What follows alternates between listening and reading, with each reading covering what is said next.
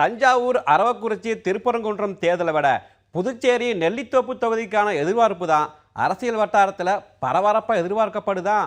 எல்லாத்துக்குமே நாராயணசாமி தான் காரணமா பேசிக்கிட்டாங்க. தலைவா, முதல்வர் நாராயணசாமி இந்த தேர்தலில் ஜெயிச்சாதான் பதவியில நீடிக்க முடியுமா? இல்லைன்னா அடுத்த முதல்வர் உடனே வரணுமா? அதனால நெருக்கடி நிலையில தான் நாராயணசாமி போட்டியில குதிச்சிருக்காராம் சொல்லிக்கிட்டாங்க. முதல்வர் நாற்காலியை எப்படியாவது காலி பண்ணியே ஆகணும்னு முதல்வர் நாராயணசாமியுடைய அரசியல் எதிர்ப்பாளர்கள் திட்டம் போட்டு வேலை செய்யறாங்களாம். இருபெரும் கூட்டணி புதுவையில உருவாயிருக்குதான் பேசிக்கிட்டாங்க.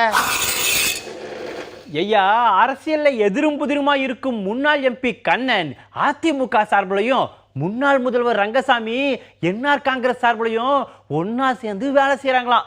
ரெண்டு பேருக்கும் பொது எதிரியா நாராயணசாமி மாறிட்டாராம் பேசிக்கிட்டுதாங்க ஐயா.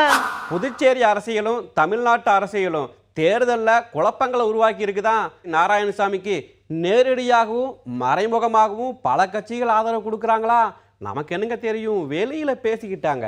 இன்னொரு பக்கம் தலைவா, விடுதலை சிறுத்தைகள், புதிய தமிழகம் வெளிப்படையான ஆதரவு கொடுக்க கம்யூனிஸ்ட் கட்சி, பாமக, வாழ்வுரிமை கட்சி, இன்னும் சில கட்சி தொண்டர்கள் மறைமுகமா ஆதரவு கொடுக்குறாங்களா பேசிக்கிட்டாங்க.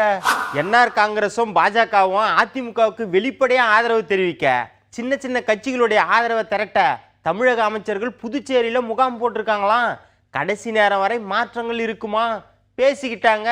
ஐயா, இப்போதைக்கு காங்கிரஸ், அதிமுக, நாம் தமிழர், ஜனதா தளம்னு 4 கட்சி வேட்பாளர்களும் கூடவே சில சுயேட்சைகளும் மனு தாக்கல் செய்ய மொத்தம் 11 பேர் போட்டின்னு சொன்னாலும் ஒரு சிலர் வாபஸ் வாங்கவும் வாய்ப்பு இருக்குதான் பேசிக்கிட்டுதாங்க ஐயா.